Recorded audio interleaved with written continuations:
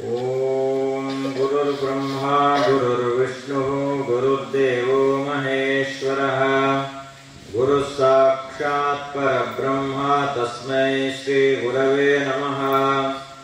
ओम गुरवे सर्वलोकानां भिषजे भवरोगिणां निधये सर्वविद्यानां दक्षिणामूर्तये नमः। ओम गुरुदेवो महादेवो गुरुदेवः सदाशिवः गुरुदैवात् परं नास्ति तस्मै श्री गुरवे नमः।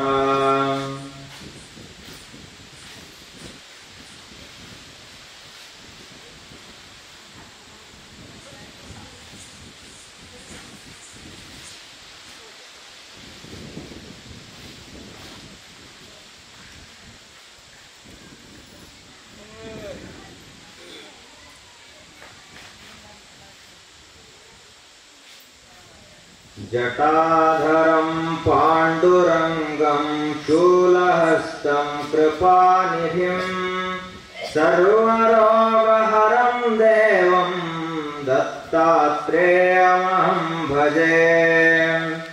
अस्य श्रीदत्तात्रेयस्तोत्रमन्त्रस्य भगवान् नारद ऋषिः अनुष्टुप् छन्दः श्रीदत्तः परमात्मा देवता श्रीदत्तप्रीत्यर्थे जपे विनियोगः। नारद उवाच जगदुत्पत्तिकर्त्रे च स्थितिसंहारहेतवे भवपाशविमुक्ताय दत्तात्रेय नमोऽस्तु ते। जराजन्म विनाशाय देहशुद्धिकराय च दिगंबर दयामूर्ते दत्तात्रेय नमोऽस्तु ते। कर्पूरकान्तिदेहाय ब्रह्ममूर्तिधराय च वेदशास्त्रपरिज्ञाय दत्तात्रेय नमोऽस्तु ते। ह्रस्वदीर्घकृशस्थूल नामगोत्र विवर्जित पञ्चभूतैकदीप्ताय दत्तात्रेय नमोऽस्तु ते। यज्ञभोक्त्रे च यज्ञाय यज्ञरूपधराय च यज्ञप्रियाय सिद्धाय दत्तात्रेय नमोऽस्तु ते। आदौ ब्रह्मा हरिर्मध्ये ह्यन्ते देवः सदाशिवः मूर्तित्रयस्वरूपाय दत्तात्रेय नमोऽस्तु ते। भोगालयाय भोगाय योगयोग्याय धारिणे जितेन्द्रियजितज्ञाय दत्तात्रेय नमोऽस्तु ते। दिगंबराय दिव्याय दिव्यरूपधराय च सदोदित परब्रह्म दत्तात्रेय नमोऽस्तु ते। जम्बूद्वीपे महाक्षेत्रे मातापुरनिवासिने जयमानसतां देव दत्तात्रेय नमोऽस्तु ते। भिक्षाटनं गृहे ग्रामे पात्रं हेममयं करे नानास्वादमये भिक्षा दत्तात्रेय नमोऽस्तु ते। ब्रह्मज्ञानमयी मुद्रा वस्त्रे चाकाशभूतले प्रज्ञानघनबोधाय दत्तात्रेय नमोऽस्तु ते। अवधूतसदानन्द परब्रह्मस्वरूपिणे विदेहदेहरूपाय दत्तात्रेय नमोऽस्तु ते। ಸತ್ಯರೂಪ ಸದಾಚಾರ ಸತ್ಯಧರ್ಮ ಪರಾಯಣ ಸತ್ಯಾಶ್ರಯ ಪರೋಕ್ಷಾಯ ದತ್ತಾತ್ರೇಯ ನಮೋಸ್ತುತೆ ಶೂಲಹಸ್ತ ಗದಾಪಾಣೆ ವನಮಾಲಾ ಸುಕಂಧರ ಯಜ್ಞಸೂತ್ರಧರ ಬ್ರಹ್ಮನ್ ದತ್ತಾತ್ರೇಯ ನಮೋಸ್ತುತೆ ಕ್ಷರಾಕ್ಷರ ಸ್ವರೂಪಾಯ ಪರಾತ್ಪರತರಾಯ ಚ ದತ್ತಮುಕ್ತಿ ಪರಸ್ತೋತ್ರ ದತ್ತಾತ್ರೇಯ ನಮೋಸ್ತುತೆ ದತ್ತ ವಿದ್ಯಾಢ್ಯ ಲಕ್ಷ್ಮೀಶ ದತ್ತ ಸ್ವಾತ್ಮ ಸ್ವರೂಪಿಣೆ ಗುಣ ನಿರ್ಗುಣ ರೂಪಾಯ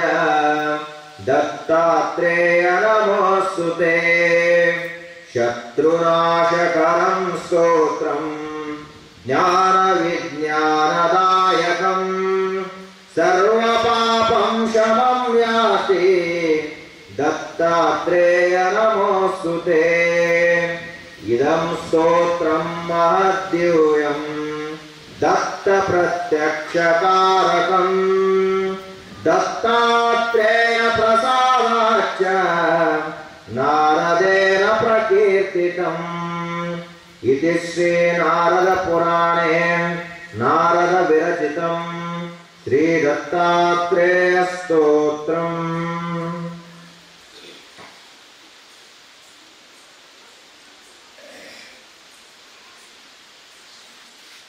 ಓಂ ಶ್ರೀ ಗುರುಭ್ಯೋ ನಮಃ. ವೇದಾಂತ ಕೇಸರಿ ಪರಮ ಪೂಜ್ಯ ಶ್ರೀ ಮಲ್ಲಿಕಾರ್ಜುನ ಮಹಾಶಿವಗಳವರ ದಿವ್ಯಪಾದ ಪದ್ಮಗಳಿಗೆ ಭಕ್ತಿಯಿಂದ ನಮಿಸಿ, ಜ್ಞಾನ ವೈರಾಗ್ಯ ನಿಧಿಗಳು, ಸರಳತೆಯ ಸಂತರು, ಮಹಂತರು, ನಮ್ಮೆಲ್ಲರ ಆರಾಧ್ಯರು ಪರಮ ಪೂಜ್ಯ ಬುದ್ಧೀಜಿಯವರ ಶ್ರೀಚರಣಗಳಿಗೆ ಭಕ್ತಿಯಿಂದ ನಮಿಸಿ, ಶ್ರಾವಣ ಮಾಸದ ಸತ್ಸಂಗ ಕಾರ್ಯಕ್ರಮದ ಬ್ರಹ್ಮವೇದಿಕೆಯ ಮೇಲೆ ಸಾನ್ನಿಧ್ಯ ವಹಿಸಿರುವ ಪೂಜ್ಯರಿಗೂ ತಮ್ಮೆಲ್ಲರಿಗೂ ಭಕ್ತಿಯ ನಮಸ್ಕಾರಗಳು.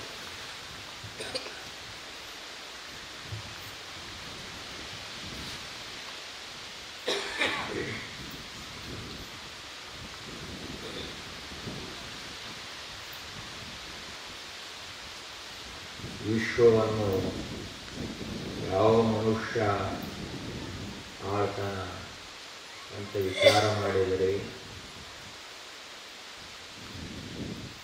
ಚಿತಂ ಜಗತ್ಕೇನ ಮನೋಹಿ ಏನ ಅಂತ ಶಂಕರಾಚಾರ್ಯರು ಹೇಳ್ತಾರೆ. ಜಗತ್ತನ್ನು ಯಾರು ಗೆಲ್ತಾರೆ? ಇಷ್ಟು ವಿಶಾಲವಾದ ಜಗತ್ತು ಎಲ್ಲರ ಮನಸ್ಸನ್ನು ಗೆಲ್ಲಬೇಕು, ಎಲ್ಲರಿಗೂ ಪ್ರಿಯವಾಗಬೇಕು, ಎಲ್ಲರಿಗೂ ಅದು ಹೌದು ಅಂತ ಅನಿಸ್ಬೇಕು. ಹಂಗ ಯಾರ ಜಗತ್ತನ್ನು ಗೆಲ್ತಾರ ಅಂತ ಪ್ರಶ್ನೆ.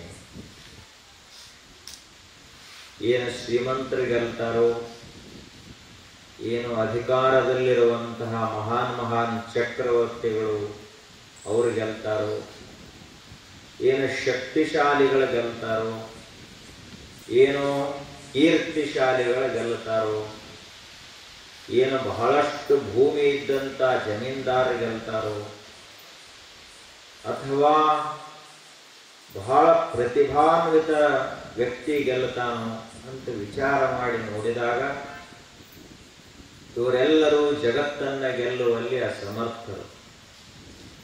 ಯಾಕೆ ಅಸಮರ್ಥರು? ಶ್ರೀಮಂತ ಹೊರಗಿನ ಸಂಪತ್ತನ್ನು ಕೂಡಿಸಾನೇ ಹೊರತು ತನ್ನ ಒಳಗಿನ ದರಿದ್ರತನವನ್ನೇ ಅವ ಕಳೆದುಕೊಂಡಿಲ್ಲ. ಹೊರಗೆ ಸಾಕಷ್ಟ ಎಲ್ಲ ಗಳಿಸ್ಯಾನ, ಎಲ್ಲ ವಸ್ತುಗಳನ್ನು ಕೂಡಿ ಹಾಕ್ಯಾನ.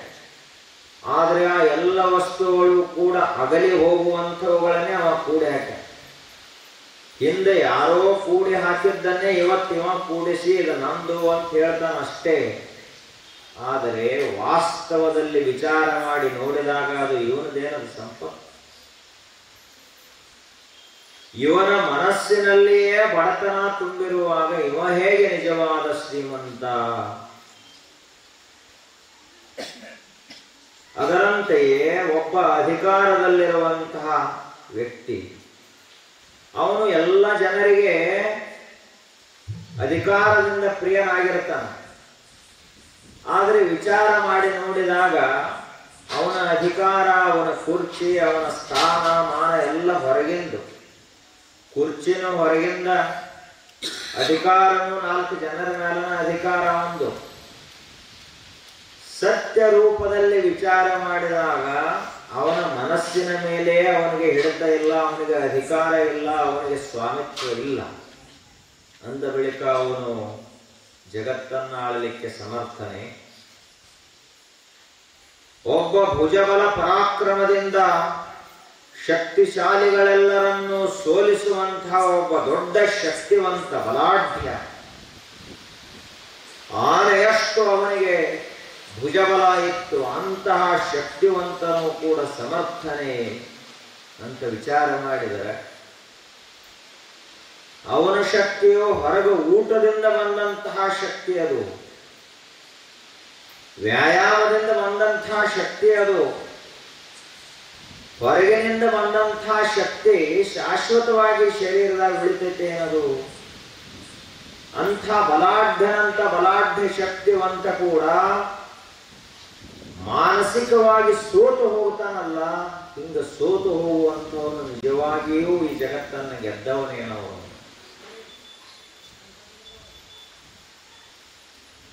ಅಲ್ಲಿಂದ ಕೀರ್ತಿವಂತರು, ಅವರ ಕೀರ್ತಿ ಎಲ್ಲಾ ಕಡೆಗಳಲ್ಲಿ ಹಬ್ಬಿರ್ತದ. ಅಂಥವರಾದರೂ ನಿಜವಾಗಿ ಜಗತ್ತನ್ನು ಗೆದ್ದವರೇನು ಅಂತ ಕೇಳಿದ್ರ ಸ್ವಲ್ಪ ಕಾಲ ನಂತರ ಅವರ ಹೆಸರು ನಾಮಾವಶೇಷವಾಗಿ ಹೋಗ್ತದ, ಯಾರಿಗೂ ಗೊತ್ತಿರುವುದಿಲ್ಲ. ಈಗ 100 ವರ್ಷದ ಹಿಂದೆ ಇದೇ ಊರಿನಲ್ಲಿ ಯಾವ ವ್ಯಕ್ತಿ ಅಂಥ ಕೀರ್ತಿವಂತ ಇದ್ದ, ಅವನ ಹೆಸರು ಇವತ್ತು ಉಳಿದತ್ತೇನೆ. ಮಹಾತ್ಮರ ಹೆಸರುಗಳನ್ನಷ್ಟು ಬಿಟ್ಟು ಯಾರ ಹೆಸರು ಉಳಿಯುವುದಿಲ್ಲ. ಯಾಕೆ? ಇವರು 4 ಜನರನ್ನ ಆಶ್ರಯಿಸಿದ ಕೀರ್ತಿಯನ್ನು ಪಡೆದಿರ್ತಾರೆ. 4 ಜನ ಜೈಕಾರ ಹಾಕ್ತಾರ, ಜೈಕಾರ ಹಾಕಿದವರು ಸತ್ತು ಹೋಗ್ತಾರ, ಹಾಕ್ಸ್ಕೊಂಡವರು ಸತ್ತು ಹೋಗ್ತಾರ. ಹಿಂಗಾಗಿ ಇವ್ರ ಕೀರ್ತಿ ಹೆಂಗ್ ಉಳಿತದ? 4 ಕಟ್ಟಡಗಳನ್ನ ಕಟ್ಟಿ 4 ಲೌಕಿಕವಾದ ಕೆಲಸಗಳನ್ನ ಮಾಡಿದ ಮಾತ್ರಕ್ಕೆ ಈ ಮನುಷ್ಯ ಚಿರಸ್ಥಾಯಿಯಾದ ಕೀರ್ತಿಯನ್ನು ಪಡೀಲಿಕ್ಕಾಗುವುದಿಲ್ಲ. ಹಾಗಾದ್ರೆ ಪ್ರತಿಭಾನ್ವಿತನು ಜಗತ್ತನ್ನು ಗೆಲ್ಲವಲ್ಲನೆ? ವಿಚಾರ ಮಾಡಿದರೆ ಪ್ರತಿಭಾನ್ವಿತನಿಗೂ ಆಗುವುದಿಲ್ಲ. ಪ್ರತಿಭಾ ಹೊರಗಿಂದ ಕಲಿತಂಥ ವಿದ್ಯೆಯಿಂದ ಬಂದಿರ್ತದೆ. ಈಗ ಹಾಡುವುದು ಒಂದು ಪ್ರತಿಭೆ, ಎಲ್ಲರಿಗೂ ಹಾಡಲಿಕ್ಕೆ ಬರೋದಿಲ್ಲ. ಚಿತ್ರಕಲಾ ಅದು ಒಂದು ಪ್ರತಿಭೆ, ಎಲ್ಲರಿಗೂ ಚಿತ್ರ ಬಿಡಿಸ್ಲಾಕ್ ಬರುವುದಿಲ್ಲ. ಕಟ್ಟಿಗೆ ಒಳಗೆ ಕೆತ್ತಲಿಕ್ಕೆ ಬಡಿಗರಿಗೆ ಬರ್ತದ, ಅವರಲ್ಲಿರುವಂತಹ ಪ್ರತಿಭೆ ಅದು ಮತ್ತೊಬ್ಬರಿಗೆ ಬರುವುದಿಲ್ಲ.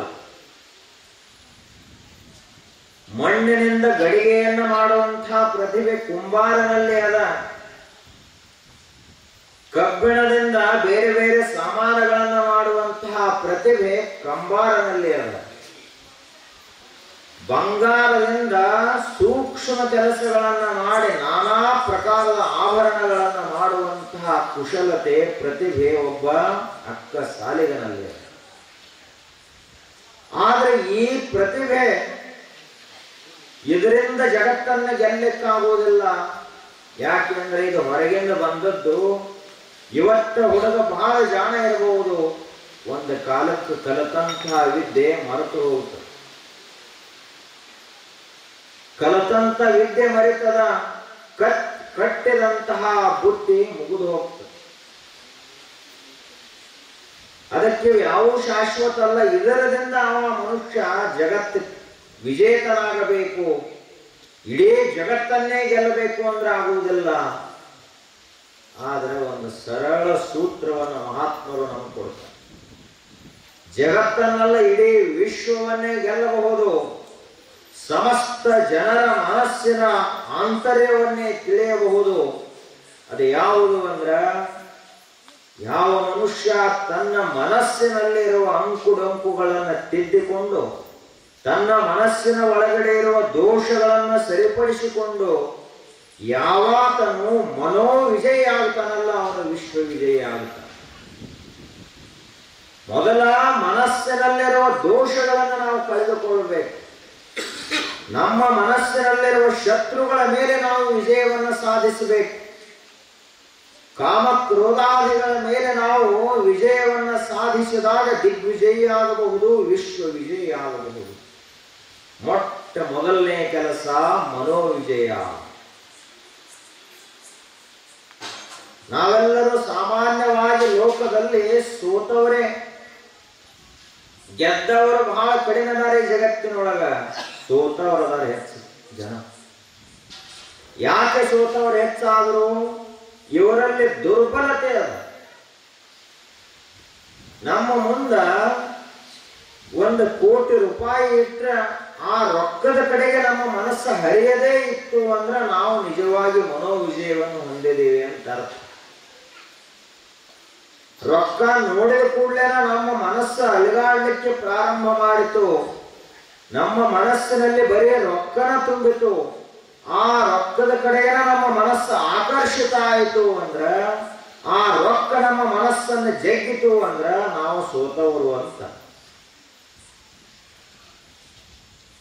ನಮ್ಮ ಕಣ್ಣು ಮುಂದೆ ಒಬ್ಬರು ವ್ಯಕ್ತಿಗಳು ಬಂದ್ರು, ಸುಂದರರಾದಂಥ ವ್ಯಕ್ತಿ ಬಂದ್ರು ಅಂದ್ರ ಅವರನ್ನ ನೋಡಿ ನಾವು ಸೋಲ್ತಿದ್ದೀವಿ ಅಂದ್ರ ಜಗತ್ತನ್ನು ಗೆಲ್ಲುವುದು ಹೆಂಗೆ ಸಾಧ್ಯ ಆಯ್ತು? ಅರ್ಜುನ 3 ಲೋಕಗಳನ್ನು ಗೆದ್ದ. ಅಷ್ಟು ಶೂರ, ವೀರ, ಪರಾಕ್ರಮಶಾಲಿ, ಮಹಾನ್ ಅಸ್ತ್ರಗಳನ್ನೇ ವಶ ಮಾಡಿಕೊಂಡಂತಹ ರಣರಂಗ ಧೀರ. ಆದ್ರೆ ಒಂದು ಸಲ ಯುದ್ಧಕ್ಕೆ ಹೋದಾಗ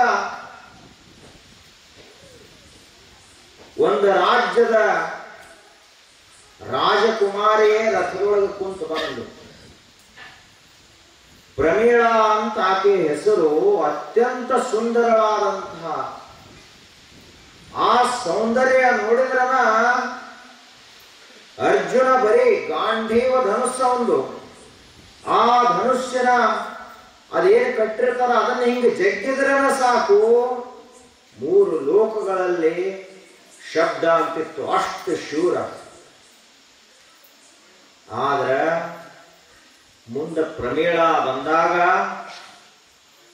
ತನಗೆ ಗೊತ್ತಾಗಲಾರದಂತೆ ಅರ್ಜುನನ ಕೈಯಲ್ಲಿದ್ದಂತಹ ಗಾಂಧೀವ ಧನಸ್ಸು ಜಾರಿ ಕೆಳಗಬೇಕು. ಬಾಣ ಕೈಯೊಳಗಿಂದ ಜಾರಿ ಕೆಳಗಬೇಕು. ಯಾಕೆ ಅಂದ್ರ ಅವನು ಮುಂದಿರುವಂತಹ ಸೌಂದರ್ಯಕ್ಕೆ ಸೋತ. ಹಿಂಗಾಗಿ ಅವನು ಜಗದ್ವಿಜಯಿ ಅಲ್ಲ ನಿಜವಾದ ಅರ್ಥದಲ್ಲಿ. ನಮ್ಮ ಮುಂದನ ಭಕ್ಷ್ಯ ಭೋಜನಗಳನ್ನು ತಯಾರು ಮಾಡಿಡ್ತಾರೆ. ಪಂಚಾಮೃತ ಎಲ್ಲ ಈ ಲೋಕದಲ್ಲಿರುವ ಎಲ್ಲಾ ಭಕ್ಷ್ಯ ಭೋಜನಗಳನ್ನು ಹಿಂಗ ಮುಂದೆ ತಂದು ಇಟ್ಟು ಇಟ್ಟ ಬಳಿಕ ನಮ್ಮ ಮನಸ್ಸು ಆ ಕಡೆ ಹರಿಬಾರದು. ಹಂಗಾಯ್ತು ಅಂದ್ರೆ ನಾವು ಮನೋವಿಜಯಗಳು ಅಂತ ತಿಳ್ಕೋಬೇಕು. ಬರೇ ಇಲ್ಲೇನ ಬಜಿ ಅಂದ ಕೂಡ್ಲೇನ ನಾಲಿಗೆ ಒಳಗೆ ನೀರ, ಬರೀ ಇನ್ನು ಮಾಡಿಲ್ಲ, ಏನೂ ಇಲ್ಲ. ಇಲ್ಲಿ ಸಮೀಪದಾಗ ಇಲ್ಲ ಸಹಿತ ಅದು ವಾಸನಾ ಸಹಿತ ಪಡೆದಿಲ್ಲ.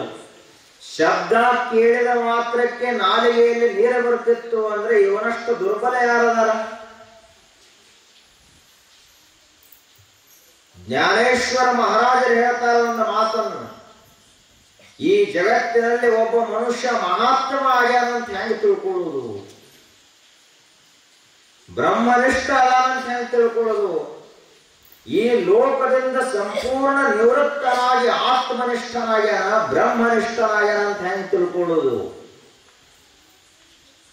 ಅವ್ರು ಹೇಳ್ತಾರ, ನಾಲಿಗೆಯ ಮೇಲೆ ಕಲ್ಲು ಸಕ್ಕರೆಯನ್ನಿಟ್ಟರೂ ಕರಗಬಾರದು, ಅವನ ಆ ಮನಸ್ಸು ಅಷ್ಟು ಬ್ರಹ್ಮದಲ್ಲಿ ಲೀನವಾಗಿರಬೇಕು. ಅವ ಜಗತ್ತನ್ನ ಗೆದ್ದಂಥವನು ಮನಸ್ಸನ್ನು ಗೆದ್ದಂಥವನು ಅಂತ ಸಂತ ಜ್ಞಾನೇಶ್ವರ ಮಹಾರಾಜರು ಹೇಳ್ತಾರೆ.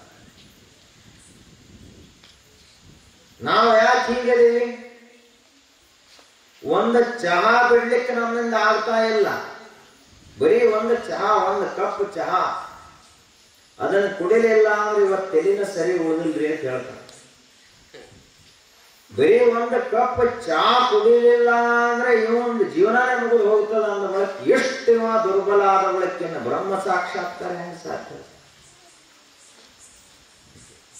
ದಾರಿಯೊಳಗೆ ಬಿದ್ದಂತಹ ₹1 ಚಿಲ್ಲರೆ, ಆ ಚಿಲ್ಲರೆಯನ್ನು ನೋಡಿ, ಅದರ ಹೆಸರ ಚಿಲ್ಲರ, ಆ ಚಿಲ್ಲರೆಯನ್ನು ನೋಡಿ ಬಗ್ಗೆ ಅದನ್ನು ತಗೊಳ್ಳುವಷ್ಟು ಬಡವಾಗ್ತಾನ, ದುರ್ಬಲ ಆಗ್ತಾನ ಅಂದ ಬಳಿಕ ಇವ ಹೆಂಗೆ ಶ್ರೀಮಂತ ಆಗ್ತಾನೆ, ಇವ ಹೆಂಗೆ ಜಗತ್ತನ್ನು ಗೆಲ್ತಾನೆ.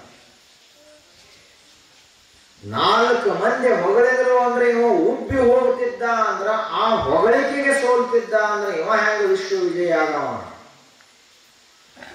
ವಿಶ್ವ ವಿಜಯ ಆಗಬೇಕಾದ್ರೆ ಮೊದಲು ನಮ್ಮ ಮನಸ್ಸಿನಲ್ಲಿರುವ ದುರ್ಬಲತೆಗಳನ್ನು ಗೆಲ್ಲಬೇಕು, ನಮ್ಮ ಒಳಗಿರುವ ದೋಷಗಳನ್ನು ಕ್ಷೀಣ ಮಾಡಿಕೊಳ್ಳಬೇಕು. ಆ ಕ್ಷಣಕ್ಕ ಮನುಷ್ಯ ವಿಶ್ವ ವಿಜಯ ಆಗ್ತಾನ, ಜಿತೇಂದ್ರಿಯನಾಗ್ತಾನ. ನ ತಪಸ್ತಪ ಇತ್ಯಾಹು ಬ್ರಹ್ಮಚರ್ಯಂ ಪರಂ ತಪಃ ಊರ್ಧ್ವರೇತಾ ಭವೇದ್ಯಸ್ತು ಸ ದೇವೋ ನತು ಮಾನುಷಃ. ಮಹಾತ್ಮರು ಒಂದು ಆಧಾರ ಸೂಕ್ತಿಯನ್ನು ಕೊಡ್ತಾರೆ. ಭೂಲೋಕದಲ್ಲಿ ತಿರುಗಾಡುವಂತಹ ದೇವರ ಯಾರಪ್ಪ ಈ ಜಗತ್ತಿನೊಳಗ? ಮನುಷ್ಯ ರೂಪದಲ್ಲಿರೋ ಪರಮಾತ್ಮನ ಯಾರು ಈ ವಿಶ್ವದಲ್ಲಿ? ನ ತಪಸ್ತಪ ಇತ್ಯಾಹು. ಸಾಮಾನ್ಯ ತಪಸ್ಸುಗಳದಾವಲ್ಲ, ಇವಕ್ಕ ಅಂಥ ತಪಸ್ಸಂತ ಕರೆಯುವುದಿಲ್ಲ. ಬ್ರಹ್ಮಚರ್ಯಂ ಪರಂ ತಪಃ. ಮನಸ್ಸು ಬೈದಾಡದೆ, ವಿಕಾರವಾಗದೆ, ಬದಲಾಗದೆ, ದುರ್ಬಲವಾಗದೆ ಇತ್ತು ಅಂದ್ರ ಅದಕ್ಕೆ ಶ್ರೇಷ್ಠ ತಪಸ್ಸು ಅಂತ ಕರೀತಾರೆ. ಊರ್ಧ್ವರೇತಾ ಭವೇದ್ಯಸ್ತು.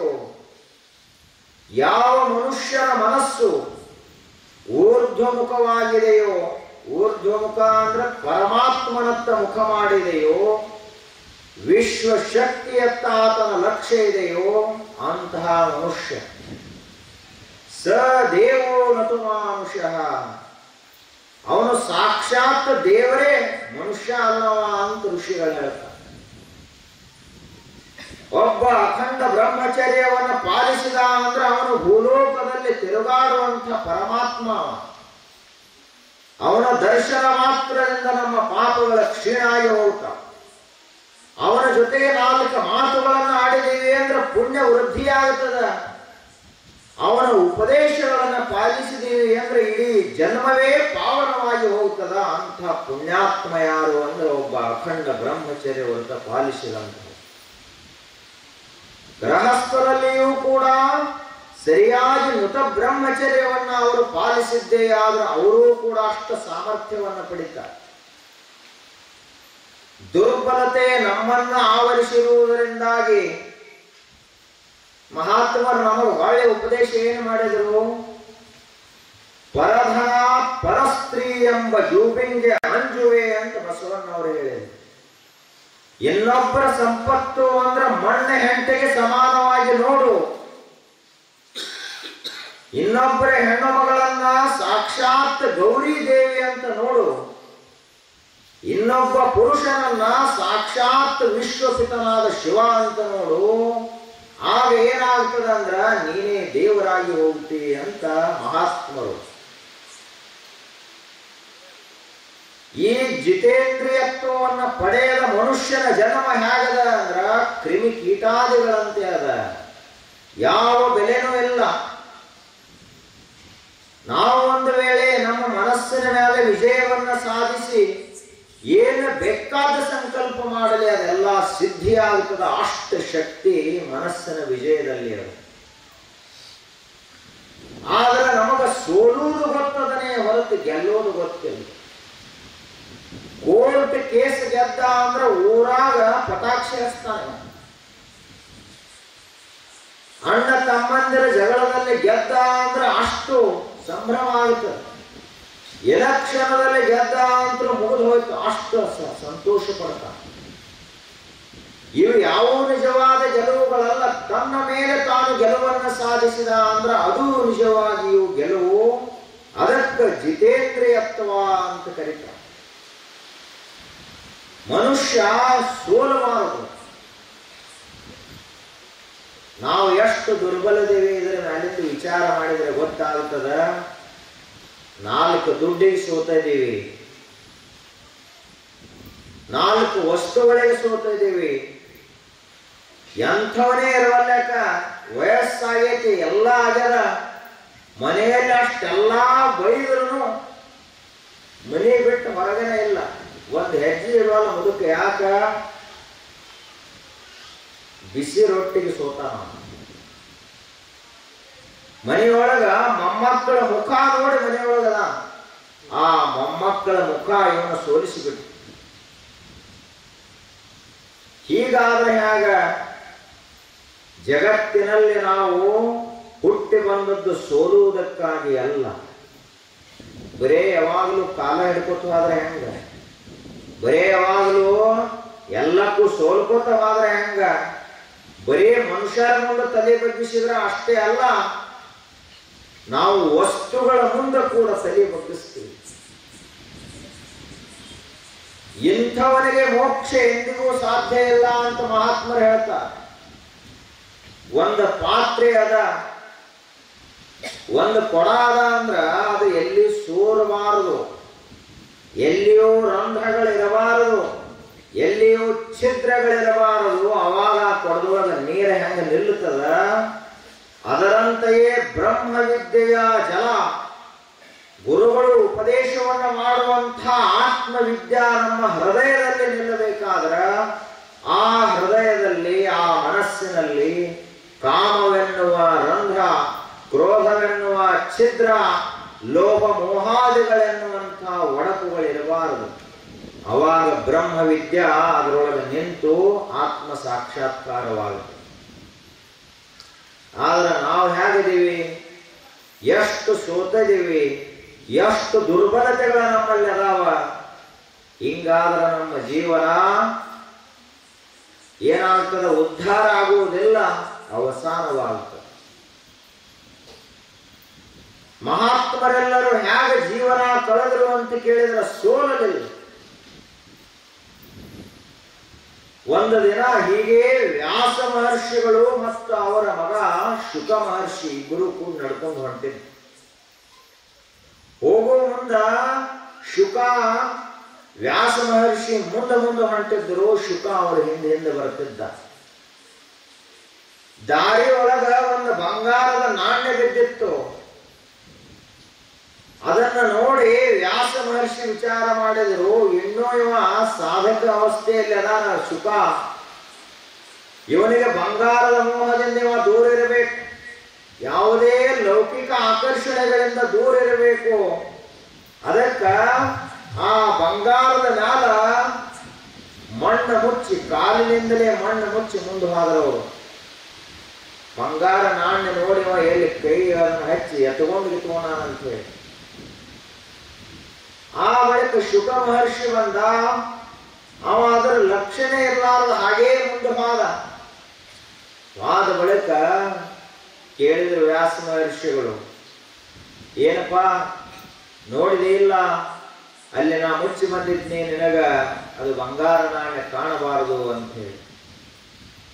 ಆಗ ಶುಕ ಮಹರ್ಷಿ ಒಂದು ಮಾತು ಹೇಳಿದ, ತಂದೆಯೇ ನಿನಗದ ಬಂಗಾರ ಆಗಿ ಕಂಡಿತು, ಅದಕ್ಕೆ ನೀವು ಮಣ್ಣು ಮುಚ್ಚಿದೆ. ನನಗ ಮಣ್ಣ ಬಂಗಾರ ಎಲ್ಲ ಮಣ್ಣಾಗೆ ಕಂಡವು, ನಾ ಯಾಕೆ ಅದ್ರ ಕಡೆ ಲಕ್ಷ ಕೊಡ್ಲಿ ಅಂತ ಅವ್ರ ಮಗ ಹೇಳಿ. ಎಂಥ ಜ್ಞಾನ ಇತ್ತ ಆತನ ಕಡೆಗೆ, ಅಂಥ ವಿರಾಗ ಇತ್ತು. ಇನ್ನೊಂದು ಸಾರಿ ಒಂದು ನದಿ ಒಳಗ ಯುವತಿಯರ ಸ್ನಾನ ಮಾಡ್ತಾ ಇದ್ರು. ಮಾಡುವ ಸಂದರ್ಭದೊಳಗ ಮೊದಲ ವ್ಯಾಸ ಮಹರ್ಷಿ ಹಾದು ಹೋದ್ರು, ಅವರ ಹಿಂದೆ ಶುಕ ಮಹರ್ಷಿ ಬಂದ. ಮುಂದ ಶುಕ ಹೋದ, ಹಿಂದೆ ವ್ಯಾಸ ಮಹರ್ಷಿಗಳು ಬರ್ತಾ ಇದ್ರು. ಬರೋ ಮುಂದ ವ್ಯಾಸ ಮಹರ್ಷಿಗಳು ಬಂದ ಕೂಡಲೇ ಆ ಯುವತಿಯರು ಆ ನದಿಯ ದಡದಲ್ಲಿರುವ ತಮ್ಮ ಬಟ್ಟೆಗಳನ್ನು ತಗೊಂಡು ಮೇಲೆ ಹಾಕೊಂಡು ನಿಂತು ನಮಸ್ಕಾರ ಮಾಡಿದರು. ಆ ಬಳಿಕ ಅವರ ಒಂದು ಅರ್ಧ ತಾಸಿನ ಶುಕ ಮಹರ್ಷಿ ಅವರ ಮಗ ಬರ್ತಾ ಇದ್ರು. ಆಗ ಅವರು ಮತ್ತೆ ನದಿಯಲ್ಲಿ ಸ್ನಾನನೇ ಮಾಡ್ತಿದ್ರು, ಬಟ್ಟೆ ಕಡೆ ಹೋಗಲೇ ಇಲ್ಲ. ಶುಕ ಮಹರ್ಷಿ ಹಾಗೇ ಹಾದು ಹೋದ. ಹೊಳ್ಳಿ ಬಂದ ವ್ಯಾಸ ಮಹರ್ಷಿಗಳು ಆ ಯುವತಿಯರಿಗೆ ಕೇಳಿದರು, ನಾನು ಹಾದು ಹೋಗುವಾಗ, ನಾನು ವಯೋವೃದ್ಧ ವಯಸ್ಸಾಗಿತ್ತು, ನಾನು ಹಾದು ಹೋಗುವಾಗ ನೀವ್ಯಾಕೆ ಅರಿವೆಗಳನ್ನು ತೊಟ್ರಿ? ಶುಕ ಮಹರ್ಷಿ ಹಾದು ಹೋಗುವ ಮುಂದೆ ಹಂಗ ಸ್ನಾನ ಯಾಕೆ ಮಾಡ್ತಿದ್ರಿ ಅಂತ ಕೇಳಿದರು. ಆಗ ಆ ಹೆಣ್ಮಕ್ಳು ಹೇಳಿದ್ರವರು,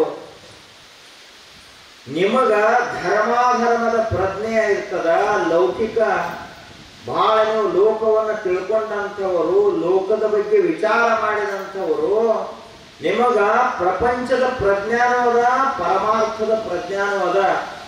ಅದಕ್ಕ ನೀವು ಬಂದ ಕೂಡಲೇ ನಾವು ಅರಿವಿ ಉಟ್ಕೊಂಡಿವಿ ಅಂತ ಹೇಳಿದ್ರು. ಮತ್ತ ನನಗಿಂತ ಸಣ್ಣವ ಯುವಕ ಆ ಶುಕ ಮಹರ್ಷಿ ಹಾದು ಹೋಗುವ ಮುಂದೆ ಯಾಕೆ ನೀವು ಹಾಗೆ ಸ್ನಾನ ಮಾಡ್ತಾ ಇದ್ರಿ ಅಂತ ಕೇಳಿದ್ರು ವ್ಯಾಸರು. ಆಗ ಆ ಹೆಣ್ಮಕ್ಳು ಹೇಳಿದರು, ಶುಕ ಅಂದ್ರ ಆತ ಬ್ರಹ್ಮದಲ್ಲಿ ತನ್ನ ಮನಸ್ಸನ್ನ ಸಮಾಧಿ ಮಾಡಿದಂತಹ ಪುಣ್ಯಾತ್ಮ. ಈ ಲೋಕದ ಒಡವೆನ ಹೋಗಿಲ್ಲ, ಇದು ನೀರದ ಅಂತ ಗೊತ್ತಾಗುವುದಿಲ್ಲ, ಇದು ನದಿ ಅದ ಅಂತ ಗೊತ್ತಾಗುವುದಿಲ್ಲ, ಇನ್ನು ನಾವು ಹೆಣ್ಮಕ್ಳ ತಾವ್ಯಾಂಗ ಗೊತ್ತಾಗಬೇಕು. ಅಷ್ಟವನ ಪ್ರಜ್ಞಾ ಬ್ರಹ್ಮದಲ್ಲಿ ಸಮಾವಿಷ್ಟವಾಗಿತ್ತು. ಹಿಂಗ ನಮ್ಮ ಮನಸ್ಸು ಜಿತೇಂದ್ರಿಯ ಆಗಬೇಕು. ಆ ಕ್ಷಣಕ್ಕೆ ಈ ಮನುಷ್ಯ ಜನ್ಮ ನೀರೊಳಗೆ ಹುಟ್ಟಿದಂತಹ ಮುತ್ತು ಹೊಳ್ಳಿ ಮತ್ತೆ ನೀರಾಗ್ತದೇನು? ನೀರಿನೊಳಗನ ಒಂದ ಮುತ್ತನು ಹುಟ್ಟುತ್ತದ, ಒಂದು ಬರ್ಪನು ಹುಟ್ಟುತ್ತದ, ಒಂದು ಉಪ್ಪು ಹುಟ್ಟುತ್ತದ. ಉಪ್ಪನೂ ಕರಗುತ್ತದ, ಆ ಬಳಿಕ ಬರ್ಪ ಕರಿಗೆ ಹೋಗುತ್ತದ, ಮುತ್ತು ಕರಗುವುದಿಲ್ಲ, ಹೊಳ್ಳಿ ಮುತ್ತಾಗೆ ಉಳಿತದ. ಹುಟ್ಟಿದ್ದ ನೀರಿನಿಂದಲೇ ಹುಟ್ಟಿತು, ಹೊಳ್ಳಿ ನೀರಾಗಲಿಲ್ಲ. ಆಗ ನಾವೆಲ್ಲರೂ ಈ ಪ್ರಪಂಚದ ಒಂದು ರಭಸಕ್ಕೆ, ಪ್ರಪಂಚದ ಆಕರ್ಷಣೆಗಳಿಗೆ ಸೋತು ಉಪ್ಪು ಕರಿಗೆ ಕರಿಗೆ ಹೋಗ್ತೀವಿ. ಪ್ರಪಂಚದ ಕೂಡ 100 ವರ್ಷದ ಆಯುಷ್ಯದಲ್ಲಿ ಮನುಷ್ಯನ ಶರೀರ ಕರಿಗೆ ಹೋಗ್ತು. ದುಃಖದ ಹೊಡೆತಕ್ಕೆ ಸಿಕ್ಕ ಮನಸ್ಸಿನಲ್ಲಿರುವ ಉತ್ಸಾಹವೆಲ್ಲ ಬರ್ಪದಂಗ ಕರಿಗೆ ಹೋಗ್ತದ. ಮಹಾತ್ಮರ ಮಾತ್ರ ಇದೇ ಜಗತ್ತಿನೊಳಗ ಮುತ್ತಿನಂಗ ಕರಗಲಾರದಂಗಿರ್ತಾರಲ್ಲ, ಅದಕ್ಕೆ ಅವರು ಜಗತ್ ಪೂಜ್ಯರಾಗ್ತಾರ, ಅದಕ್ಕೆ ಅವರು ವಿಶ್ವ ವಿಜಯಿಗಳು ಅಂತ ಅವ್ರಿಗೆ ಕರೀತಾರೆ. ಅಂತ ಮಹಾತ್ಮರಲ್ಲಿ ಅಗ್ರಗಣ್ಯರಾದಂಥವರು ದತ್ತಾತ್ರೇಯ ಮಹರ್ಷಿಗಳು. ನೋಡ್ರಿ, ದತ್ತಾತ್ರೇಯರು ಅಂದ್ರ ಬ್ರಹ್ಮ, ವಿಷ್ಣು, ಸದಾಶಿವ ಈ 3 ಜನರ ಅಂಶದಿಂದ ಜನಿಸಿದಂಥವರು. ತ್ರಿಮೂರ್ತಿ ಸ್ವರೂಪರವರು, ಗುರು ಸ್ವರೂಪರು. ಲೋಕದಲ್ಲಿ ಅವರಿಗೆ ಗುರುರ್ ಬ್ರಹ್ಮ, ಗುರುರ್ ವಿಷ್ಣು, ಗುರುರ್ ದೇವೋ ಮಹೇಶ್ವರ, ಗುರು ಸಾಕ್ಷಾತ್ ಪರಬ್ರಹ್ಮ, ತಸ್ಮೈ ಶ್ರೀ ಗುರವೇ ನಮಃ. ಇದು ಮಂತ್ರಶಾಸ್ತ್ರದಲ್ಲಿ ಧ್ಯಾನ ಶ್ಲೋಕ ಅಂತ ಕರೀತಾರೆ. ಇಂತಹ ಧ್ಯಾನ ಶ್ಲೋಕಕ್ಕೆ ಮೂಲ ಪುರುಷರು ಯಾರು ಅಂದ್ರೆ ದತ್ತಾತ್ರೇಯ ಮಹರ್ಷಿಗಳು. ಅವರೇ ಬ್ರಹ್ಮ ಸ್ವರೂಪ, ಅವರೇ ವಿಷ್ಣು ಸ್ವರೂಪ, ಅವರೇ ಸದಾಶಿವ ಸ್ವರೂಪ.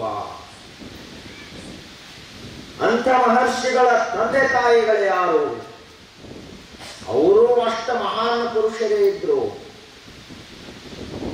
ಜಗತ್ತಿನಲ್ಲಿಯೇ ಮಹಾ ತಪಸ್ವಿಗಳಾದಂತಹ ಮಹಾಜ್ಞಾನಿಗಳಾದ ಯೋಗಿಗಳಾದ ಅತ್ರಿ ಮಹರ್ಷಿಗಳು ಅವರ ತಂದೆ. ಮನಸ್ಸಿನಲ್ಲಿ ಎಂದಿಗೂ ಸೋಲದೆ ಕಪಟ, ಕಲ್ಮಶ, ಮೋಸ, ವಂಚನೆಗಳನ್ನು ಅರಿಯದೆ ಅತ್ಯಂತ ಪರಿಶುದ್ಧವಾದ ಶುದ್ಧ ಸ್ಫಟಿಕ ಸಂಕಾಶಂ. ಹೆಂಗ ಸ್ಫಟಿಕ ಮಣಿ ಅತ್ಯಂತ ಪರಿಶುಭ್ರವಾಗಿರ್ತದ, ಅಷ್ಟು ಶುದ್ಧವಾದ ಮನಸ್ಸನ್ನ ಹೊಂದಿರುವಂತಹ ಪತಿವ್ರತಾ ಶಿರೋಮಣಿಯಾದ ಅನಸೂಯಾದೇವಿ ಅವರ ತಾಯಿ. ಇವತ್ತಿಗೂ ಅನಸೂಯ ದೇವಿ ಅಂದ್ರೆ ಅಂತಹ ಪತಿವ್ರತಾ ಶಿರೋಮಣಿಗಳಿಲ್ಲ. ಅಷ್ಟು ಪತಿವ್ರತಾ ಧರ್ಮದಲ್ಲಿ ನಿಷ್ಠ, ಅಷ್ಟು ಅತ್ರಿ ಮಹರ್ಷಿಗಳ ಸೇವೆಯನ್ನು ಮಾಡುವಂತಹ ಅನಸೂಯಾದೇವಿ. ಆ ಬಳಿಕ ಇವರಿಬ್ಬರು ತಂದೆ ತಾಯಿಗಳಾದರು. ಮಕ್ಕಳಿಲ್ಲ ಅಂತ ತಪಸ್ಸನ್ನ ಮಾಡಿದರು ಇಬ್ಬರು. ಆ ಕ್ಷಣಕ್ಕ ತ್ರಿಮೂರ್ತಿಗಳನ್ನ ಕುರಿತು ತಪಸ್ಸನ್ನ ಮಾಡಿದರು. ತ್ರಿಮೂರ್ತಿಗಳು ಪ್ರತ್ಯಕ್ಷ ಆದರು. ಆದಾಗ ಇಬ್ಬರು ದಂಪತಿಗಳು ಒಂದು ವರವನ್ನ ಕೇಳಿದರು.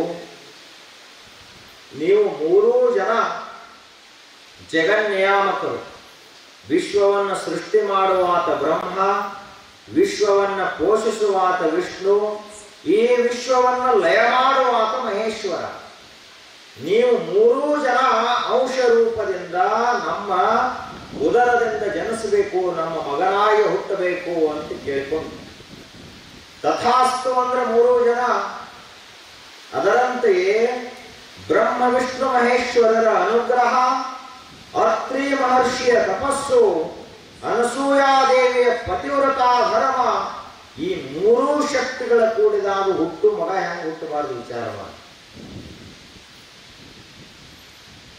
ಗುರುಗಳ ಆಶೀರ್ವಾದ, ದೇವರ ಅನುಗ್ರಹ, ತಂದೆಯ ಉಗ್ರವಾದ ಶಾಂತವಾದ ಯೋಗ ಬಲ, ತಪಸ್ಸು, ಜ್ಞಾನ, ತಾಯಿಯ ಸದಾಚಾರ ನಿಷ್ಠಾ, ಆಚಾರ ಧರ್ಮ ಇವೆಲ್ಲ ಕೂಡಿದಾಗ ಮಗುವಿನಲ್ಲಿ ಬ್ರಹ್ಮ ವಿಷ್ಣು ರುದ್ರರ ದಿವ್ಯ ತೇಜಸ್ಸು ಬಂದಿತ್ತು.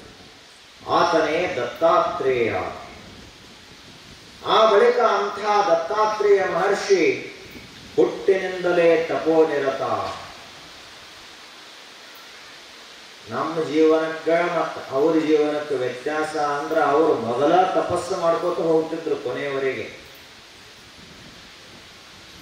ಈಗ ಸಾಮಾನ್ಯ ಲೋಕದೊಳಗೆ ಹೆಂಗ ತಲೆ ಕೂದಲು ಬೆಳ್ಳಗಾಗಿ ನಿಲ್ಲಕ್ಕೆ ಬರಬಾರ್ದು, ಅವನು ಕಿವಿ ಕೇಳಬಾರ್ದು, ಕೈ ನಡಗಬೇಕು, ಬೆನ್ನ ಬಾಗಿರಬೇಕು. ಆ ಬಳಿಕ ಅಧ್ಯಾತ್ಮಕ್ಕೆ ಬರ್ತಾನ ಮನುಷ್ಯ. ಇನ್ನು ಶಾಸ್ತ್ರ ಕೇಳಿ ಉದ್ಧಾರ ಆಗಬೇಕು. ಮುಗಿತ್ತಲ್ಲ ಸಂತೆ, ಇನ್ನೇನದು. ಇನ್ನು ಸಂತೆನೇ ಖಾಲಿ ಆಗಿತ್ತಲ್ಲ, ಸಂತೆ ಒಳಗೆ ಹೋಗಿದ್ರೆ ಏನ್ ತಗೊಳವನೆ ಸಂತೆ ಒಳಗ? ಕೆಟ್ಟ ಬದನೆಕಾಯಿ, ಆ ಬಳಿಕ ಒಡೆದಂತ ಟೊಮೆಟೊ, ಹುಳುಕಾದಂತ ಸೌತಿಕಾಯಿ, ಮುಂದೆ ಬಿರಸಾದ ಬೆಂಡೆಕಾಯಿ, ಇವು ತಗೊಂಡು ಹೋಗಿ ಅಡಿಗೆ ಮಾಡಿ ಉಣವಾಗಿವ. ಪರಮಾರ್ಥವನ್ನ ಸಣ್ಣ ವಯಸ್ಸಿನಿಂದಲೇ ಮಾಡ್ಕೊತ ಹೋಗಬೇಕು. ವಯಸ್ಸಾದ ಬಳಿಕ ಮಾಡೋದಲ್ಲದು. ಕಣ್ಣು ಕಾಣಿಸಂಗಿಲ್ಲ, ಲಿಂಗ ಪೂಜೆ ಹೆಂಗ್ ಮಾಡೋಣ? ಕೈನ ನಿಂದ್ರಂಗಿಲ್ಲ, ಅಂತದ್ರೊಳಗೆ ಕೈಯಾಗ ಲಿಂಗ ಹಿಡ್ಯಾಣ. ಮಂತ್ರ ನಾಲಿಗೆ ಸರಿಯಾಗಿರುವಾಗ ಅನ್ಬೇಕು, ಮನಸ್ಸು ಸರಿಯಾಗಿರುವಾಗ ಅನ್ಬೇಕು. ನಾಲಿಗೆ ಒಳಗನ ತಾಕತ್ತು ಉಳಿದಲ್ಲ. ಎರಡು ರೊಟ್ಟಿ ಪಚನ ಮಾಡೋದಾಗುವಲ್ದು, ಇನ್ನು ಮಂತ್ರ ಏನು ಪಚನ ಮಾಡ್ತಾನೆ? ಆ ಮಂತ್ರ ಮಹರ್ಷಿ ಅವಾಗ. ಆದ್ರೆ ದತ್ತಾತ್ರೇಯ ಮಹರ್ಷಿಗಳು ಹುಟ್ಟಿನಿಂದಲೇ ತಪೋನಿರತರು. ಈಗ ಅವರು ತಪಸ್ಸಿನಲ್ಲಿ ಮುಳುಗಿದಾಗ ಆ ತಪಸ್ಸಿನ ಪ್ರಭಾವ ಎಷ್ಟಿತ್ತು ಅಂದ್ರ ಸುತ್ತಮುತ್ತಲಿರುವಂತಹ ಎಲ್ಲಾ ಜನ ಅವ್ರ ಕಡೆಗೆ ದರ್ಶನಕ್ಕೆ ಬರ್ಲಾಕ್ ಪ್ರಾರಂಭ ಮಾಡಿ. ಇಲ್ಲೊಬ್ಬರ ಮಹಾತ್ಮರ ಅವತರಿಸ್ಯಾರ. ಬರೀ ಅವರ ದರ್ಶನ ಮಾತ್ರದಿಂದ ಇಷ್ಟಾರ್ಥ ಸಿದ್ಧಿ ಆಗ್ತದ, ಮೋಕ್ಷ ಬೇಕಂದ ಅವರಿಗೆ ಮೋಕ್ಷ ಸಿಗ್ತದ. ಅವರ ದರ್ಶನಕ್ಕೆ ಹೋಗೋಣ ಅಂತ ಎಲ್ಲ ಜನ ಬಂತು. ದಿನ ಜನ ಹೆಚ್ಚಾಕೋತ ಹೋಯ್ತು. ಆದ ಬಳಿಕ ಋಷಿಗಳ ತಪಸ್ಸಿಗೆ ವಿಘ್ನ ಚಾಲುವಾಯಿತು. ಬಹಳ ಜನ ಬಂದ್ರು ಅಂದ್ರ ಜಪ ಮಾಡೋದು ಹೆಂಗ? ಋಷಿಗಳು ಧ್ಯಾನ ಮಾಡೋದು ಹೆಂಗ? ಬರೀ ಅವ್ರನ್ನೇ ಸಂಭಾಳಿಸೋದ್ರೊಳಗ ಹೊತ್ತು ಮುನಿಗೆ ಹೋಗ್ತದ. ಆ ಬಳಿಕ ದತ್ತಾತ್ರೇಯ ಮಹರ್ಷಿಗಳು ವಿಚಾರ ಮಾಡಿದ್ರು, ಹಿಂಗಾದ್ರೆ ಕೆಲಸ ಆಗುದಿಲ್ಲ ಅಂದ್ರು. ಈ ಜನ ದೂರ ಸರಿಸಬೇಕಂದ್ರೆ ಏನಾದರೂ ಒಂದು ಉಪಾಯವನ್ನು ಮಾಡಬೇಕು. ನಾನಾದರೂ ಜಿತೇಂದ್ರಿಯ ಅದೇನೆ, ಸನ್ಯಾಸಿ ಅದೇನೆ, ನಾನು ಒಬ್ಬ ಹೆಣ್ಮಗಳ ಕೈ ಹಿಡಿದೇನೆ ಅಂದ್ರೆ ಮುಗಿತ ಕೆಲಸ. ಈ ಜನ ಒಟ್ಟ ತಪ್ಪಿಸೈತ್ ನನ್ನ ಕಡೆಗೆ ಬರುವುದಿಲ್ಲ ಅಂತ ನದಿ ಒಳಗೆ ಸ್ನಾನ ಮಾಡಿ ಬರುವ ಲಕ್ಷ್ಮೀ ದೇವಿಯನ್ನು ಸಂಕಲ್ಪ ಮಾಡಿದರು. ಆ ಲಕ್ಷ್ಮೀ ದೇವಿ ಬಂದು ಸುಂದರವಾದಂತಹ ರೂಪ ಆಕೆ ಕೈ ಹಿಡ್ಕೊಂಡ ಕೆರೆ ಒಳಗಿನ ಮ್ಯಾಲ ಬಂದು. ಇದನ್ನು ನೋಡಿ ಜನ ಮತ್ತಷ್ಟು ಸಂತೋಷಪಟ್ಟರವರು. ಇಷ್ಟ ಸ್ಫುರದ್ರೂಪಿಯಾದ ತ್ರಿಲೋಕ ಸುಂದರಿಯಾದ ಐಶ್ವರ್ಯದ ಸ್ವರೂಪವಾದಂತಹ ಸಾಕ್ಷಾತ್ ಭಾಗ್ಯಲಕ್ಷ್ಮಿಯನ್ನೇ ನೀವು ಕರ್ಕೊಂಡು ಬಂದರೆ ಅಂತ ಮತ್ತೆ ತೀರಾ ಹೆಚ್ಚಾಯ್ತು ಜನ ಬರುವುದು. ಜನ ಕಡಿಮೆ ಮಾಡಬೇಕಂತ ಅವರು ಮಾಡಿದ್ರು, ಜನ ತಿಳ್ಕೊಂಡು. ಆ ಬಳಿಕ ದತ್ತಾತ್ರೇಯ ಮಹರ್ಷಿಗಳು ವಿಚಾರ ಮಾಡಿದರು, ಹಿಂಗಾದ್ರೂ ಆಗುವುದಿಲ್ಲ, ಇನ್ನ ನಾ ಕುಡುದ್ನಿ ಅಂದ್ರೆ ಬಹುಶಃ ಇವರು ಬಿಡಬಹುದು ಅಂತ ಮರದೂಸ ಬರುವುದರೊಳಗಾಗಿ ಒಂದು ಕೊಡಗಟ್ಲೆ ಸೆರೆ ಸಾರಾಯಿ ತಂದು ಅವರು ಬರುತ್ತಿದ್ದ ಮೊದಲು ಕುಡಿಲಾಕ ಚಾಲೂ ಮಾಡಿದರು. ಮಗ್ಗಲದಲ್ಲೇ ಲಕ್ಷ್ಮಿಯ ಪ್ರತಿರೂಪ. ಇಷ್ಟೆಲ್ಲ ನೋಡಿದ್ರು ಜನ. ನಿನ್ನೆ ಸ್ವಲ್ಪ ತಲೆ ಕೆಟ್ಟಿತ್ತು ಸಾಧುಂದು, ಇವತ್ತು ಪೂರನ ಬಿಟ್ಟು ಹೋಗೈತಿ ಅಂತ ಜನ ಏನು ಕುಡಿದು ನೋಡಿದ್ರು, ವಾಸನ ನೋಡಿದ್ರು, ಹೋಗಿತ್ತು ಕೆಲಸ. ಅಲ್ಲಿ ಗೇಟದಿಂದ ಆ ಕಡೆ ಹೊಳೆ ಹೋದವು, ಒಳಗ ಬರಲಿಲ್ಲ. ಋಷಿಗಳಂದ್ರು ಈಗ ನನ್ನ ಉಪಾಯ ಕಲಿಸ್ತು ಅಂತಂದ್ರೆ ಅವರು ಏನು ಲೋಕದ ಗದ್ದಲ, ಬಂದವರೇನು ಬ್ರಹ್ಮವಿದ್ಯಾ ಕೇಳಕ್ ಬರ್ತಾರೆ, ಅದನ್ನ ಕೇಳಕ್ ಬಂದ್ರ ಎಲ್ಲಾನು ಕೂಡಿಸಿ ಹೇಳಬಹುದು, 4 ಮಾತು, ಹಿಂಗ್ ಮಾಡಿಪ್ಪ ಹಿಂಗ್ ಮಾಡ್ರಿ ಅಂತ ಹೇಳ್ಬೋದು. ಎಷ್ಟು ಮಂದಿ ಬರ್ತಾರ ಅಷ್ಟು ವಿಚಾರ ಬೇರೆ, ಅಷ್ಟು ಬಯಕೆಗಳು ಬೇರೆ, ಅಷ್ಟು ಇಚ್ಛೆಗಳು ಬೇರೆ, ಎಲ್ಲರೂ ಬೇರೆ ಬೇರೆನೆ ಕೇಳೋರು. ಗುರುಗಳ ನಮ್ದು ಒಂದು ನಿನ್ನೆ ಕಳ್ಕೊಂಡದ, ಅದು ಯಾವ ದಿಕ್ಕಿಗೆ ಹೋಗೈತಿ ಹೇಳ್ರಿ, ಎಷ್ಟು ದೂರ ಹೋಗೈತಿ ಹೇಳ್ರಿ, ಹೊಳ್ಳಿ ನಮ್ಗೆ ಸಿಗ್ತೈತೋ ಇಲ್ಲೋ, ಇದನ್ನ ಕೇಳಾಕ ಬಂದ. ಅವ್ರ ಗುರುಗಳು ಬ್ರಹ್ಮನ ಬಗ್ಗೆ ದೇವರ ಬಗ್ಗೆ ಕೇಳಿದ್ರೆ ಹೇಳೋರು, ಎಣ್ಣೆ ಅವ್ರಿಗೇನು ಗೊತ್ತು. ಅಲ್ಲಿಂದ ಇನ್ನೊಬ್ಬ ಬಂದ, ಗುರುಗಳ ನಾ ದಿನ ಇಸ್ಬೇಕಾಗ್ತೋ ನಂಬರ್ ಅಟ್ ಹೇಳ್ರಿ. ಅದಾರಿ ಕಡೆ ಎಲ್ಲ ಗುಲ್ಬರ್ಗ ಆ ಕಡೆ ಹೋದ್ರಂದ್ರ ಗುರುಗಳ ಕಡೆ ಎದಕ್ ಬರ್ತಾರ ಜನ, ನಂಬರ್ ಕೇಳಕ್ ಬರ್ತಾರ. ಆ ಬಳಿಕ ಇನ್ನು ಕೆಲವೊಂದಿಷ್ಟು ಜನ ಗುರುಗಳ ನಮ್ಮ ಲಗ್ನ ಆಗಿ 10 ವರ್ಷ ಆತು, ಮಕ್ಕಳಾಗಿಲ್ಲ, ಏನರೇ ಮಾಡಿ ಮಕ್ಕಳಾಗಂಗೆ ಏನ್ರ ಉಪಾಯ ಹೇಳ್ರಿ. ಇವರ ಲಗ್ನ ಆಗಿಲ್ಲ, ಮಕ್ಕಳಾಗೋ ಉಪಾಯ ಇವ್ರಿಗೇನು ಗೊತ್ತಿರ್ತದ. ಹಿಂಗ ಉಲ್ಟಾ ಜನ ಏನ್ ಮಾಡ್ತಾರಂದ್ರ ತಮ್ಮ ತಲೆಯೊಳಗೆ ಏನಿರ್ತದಲ್ಲ ಅದನ್ನ ಕೇಳ್ಕೋತ ಗುರುಗಳಿಗೆ ಕಿರಿಕಿರಿ ಆಯ್ತು ಮಹರ್ಷಿಗಳಿಗೆ. ಆ ಬಳಿಕ ಅವರು ಈ ರೀತಿ ಉಪಾಯ ಮಾಡಿ ಜನ ದೂರ ಸರಿಸಿದ್ರು, ಏಕಾಂತದಲ್ಲಿ ಇರ್ಲಿಕ್ಕೆ ಪ್ರಾರಂಭ ಮಾಡಿದ್ರು. ಹೀಗೆ ಇರ್ಲಿಕ್ಕಾಗಿ ಒಂದು ದಿನ ದೇವಾಸುರರ ಯುದ್ಧ ನಡೀತು, ಇಂದ್ರ ಮತ್ತು ರಾಕ್ಷಸರ ಯುದ್ಧ ನಡೀತು. ಜಂಭಾಸುರ ಅಂತ ಒಬ್ಬ ರಾಕ್ಷಸ, ಅವ ಆಕ್ರಮಣ ಮಾಡಿದ. 1 ವರ್ಷ ಯುದ್ಧ ನಡೆದ್ರು, ಸೋಲಿಲ್ಲ ಯಾರು. ದೇವತೆಗಳ ಸೋಲಾಂಕಂಡ್ರು. ಅವಾಗ ತಮ್ಮ ಗುರುಗಳಾದ ದೇವತೆಗಳ ಗುರುಗಳು ಬೃಹಸ್ಪತಿಗಳು, ರಾಕ್ಷಸರ ಗುರುಗಳು ಶುಕ್ರಾಚಾರ್ಯರು. ಅಷ್ಟರೇ ನೆನಪಿರ್ಬೇಕು ನಮಗೆ. ಹಿಂದೂಗಳಾಗಿ ಹುಟ್ಟಿದ ಬಳಕ ದೇವತೆಗಳ ಗುರುಗಳು ಶುಕ್ರಾಚಾರ್ಯರು, ರಾಕ್ಷಸರ ಗುರುಗಳು ಬೃಹಸ್ಪತಿಗಳು. ಹಿಂಗಲ್ಲ, ದೇವತೆಗಳ ಗುರುಗಳು ಬೃಹಸ್ಪತಿಗಳು, ರಾಕ್ಷಸರ ಗುರುಗಳು ಶುಕ್ರಾಚಾರ್ಯರು. ಬೃಹಸ್ಪತಿಗಳ ಹತ್ರ ಹೋಗಿ ಇಂದ್ರ ಕೇಳಿದ, ಈ ಜಂಭಾಸುರನನ್ನ ಸೋಲಿಸುವುದು ಹೆಂಗ, ಉಪಾಯ ಹೇಳ್ರಿ ಅಂತ ಕೇಳಿದ. ಬೃಹಸ್ಪತಿಗಳು ಹೇಳಿದರು, ಅವನ ಸೋಲಿಸಬೇಕಾದ್ರೆ ಭೂಲೋಕದಲ್ಲಿ ತ್ರಿಮೂರ್ತಿ ಸ್ವರೂಪದಿಂದ ಅವತರಿಸಿದಂತಹ ದತ್ತಾತ್ರೇಯ ಮಹರ್ಷಿಗಳದರ, ಅವ್ರ ಹತ್ರ ಹೋಗಿ ಕೇಳಿ ಹೇಳ್ತಾರ. ಅದರಂತೆ ದೇವೇಂದ್ರ ಬಂದು ಸಾಷ್ಟಾಂಗ ನಮಸ್ಕಾರ ಹಾಕಿ ಕೇಳಿದ ಮಹರ್ಷಿಗಳಿಗೆ. ಅವರು ಹೇಳಿದರು, ನೀವು ಜಂಭಾಸುರನಿಗೆ ಹೇಳ್ರಿ ದತ್ತಾತ್ರೇಯ ಮಹರ್ಷಿಗಳು ಯುದ್ಧಕ್ಕೆ ಬರ್ಲ ಹತ್ತಾರ, ಅದಕ್ಕೆ ತಯಾರಿ ಮಾಡ್ಕೋ ಯುದ್ಧದ ಅಂತ ಹೇಳು. ಆ ಬಳಿಕ ಜಂಭಾಸುರನಿಗೆ ಹೇಳಿದಾಗ ಜಂಭಾಸುರ ತನ್ನ ಎಲ್ಲಾ ಸೈನ್ಯ ತಗೊಂಡು ಯುದ್ಧಕ್ಕೆ ಬಂದ. ಆಗ ಲಕ್ಷ್ಮಿಯ ಪ್ರತಿರೂಪ, ಲಕ್ಷ್ಮಿಯ ಅಂಶ ಇಲ್ಲಿ ಸ್ತ್ರೀ ರೂಪದಿಂದ ಜನ್ಮ ತಾಳಿತ್ತಲ್ಲ, ಆಕೆ ಲಕ್ಷ್ಮಿ ಸಾಧಾರಣ ಹೆಣ್ಮಗಳ ರೂಪ, ಏನ ವೇಷಭೂಷಣಗಳ ಬಾಳಿಲ್ಲ, ಅದರ ರೂಪ ಮಾತ್ರ ಸುಂದರ. ಹಿಂಗಾಗಿ ನಿಂತಾಗ ಜಂಭಾಸುರ ಬಂದವನೇ ಆಕರ್ಷಣ ಆ ಸುಂದರವಾದ ರೂಪವನ್ನು ನೋಡಿ ಮನಸೋತು ಆಕೆಯನ್ನ ಕೈ ಹಿಡಿದು ಹೋದ ರಥದಲ್ಲಿ ಕೂಡಿಸಿ ತಗೊಂಡು ಹೊಂಟ. ಆಗ ಯೋಗ ಮಾಯ ಅದು ಅಂದ ಬಳಿಕ ಅವನ ಕೈ ಹೆಂಗ್ ಸಿಗ್ತದ? ಲಕ್ಷ್ಮಿಯ ಸ್ವರೂಪ. ಅಲ್ಲಿಂದ ದತ್ತಾತ್ರೇಯ ಮಹರ್ಷಿಗಳು ಇಂದ್ರನಿಗೆ ಹೇಳಿದರು, ಅವ ಯಾವಾಗ ಲಕ್ಷ್ಮಿಗೆ ಅಪಮಾನ ಮಾಡ್ಯಾನಂದ ಬಳಿಕ ಇನ್ನು ಅವನಲ್ಲಿ ಬಲ ಉಳಂಗಿಲ್ಲ, ಶಕ್ತಿ ಉಳಂಗಿಲ್ಲ, ಸಂಪತ್ತು ಉಳಂಗಿಲ್ಲ, ಕುದುರೆ, ಆನೆ, ರಥ, ವೈಭವ, ಸೈನಿಕರು ಏನದ ಯಾವುದೂ ಉಳಿಯುವುದಿಲ್ಲ.